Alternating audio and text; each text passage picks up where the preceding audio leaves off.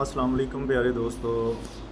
Ninth class का result check करने का तरीका सरगोदा बोर्ड, उसका लिंक हम इसी वीडियो के डिस्क्रिप्शन में हम आपको दे देंगे।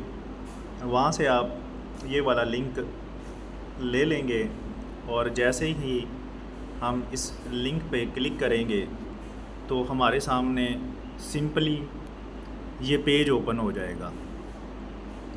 तो इस पेज में आप सर्च बाय रोल नंबर से भी सर्च कर सकते हैं और सर्च बाय नेम से भी सर्च कर सकते हैं और सर्च बाय कोड से भी आप इस पे सर्च कर सकते हैं।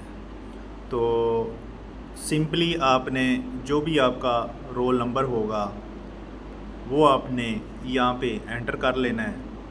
एंटर जैसे ही करेंगे तो जैसे ये देख सकते हैं कि मैंने ये एक रोल नंबर मैंने एंटर किया है, तो उसकी सारी मुकम्मल जो डिटेल है वो स्क्रीन पे आपके सामने आ गई है।